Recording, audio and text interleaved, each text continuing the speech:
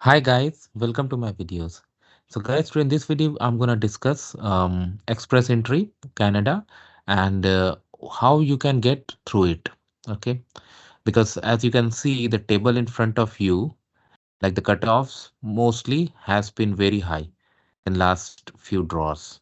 Okay, so let's start. But before I proceed further, first please subscribe to the channel. And also I would like to clarify, neither I'm an immigration consultant nor I'm a government body. So if you take anything out of this video, do it at your own risk. So guys, if you see the cutoffs, consistently they are very high for most of the categories. Except French, I see they have been like really high. Even for those who have worked in Canada, Canadian experience class, this is the score. And I know some of my friends, they really want to do, they are here on work permit, but they are not able to get an invitation, although they qualify for Canadian experience class because they are not meeting this high score. Okay. While in my earlier videos, I have always told you guys like try to increase your score by the factors that uh, you can like apply. For example, if you are in the pool with IELTS score 7, try to get 8 or whatever. If someone like me can do that, you guys can do too, even in a better way than me.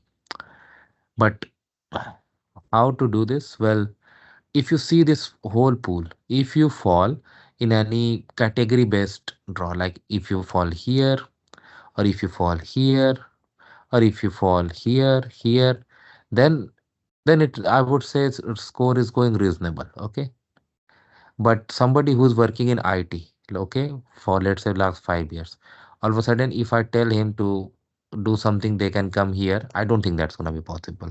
Every field has its own requirements. Then what is the possibility for you? Well, it's right in front of you. This is the possibility.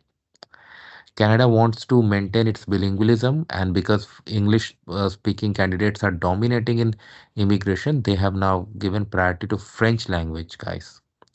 You can see how the cutoffs are going, fluctuating. If you see this table, the lowest cutoff you're gonna see is for French language, although the previous one in the April, it went up to 410. But before that, you see how low it has gone. So what you need to do, like learn French if you can, because you don't wanna remove a possibility. I know it's easy to say and hard to do, but give it try, guys. In today's world, there are instruction-based sessions, there are apps, there are websites. You have everything. You can even after learning a bit, you can go for some mock tests, see how you are doing, and once you get the confidence, you can go for the exam. And if you score, you're good.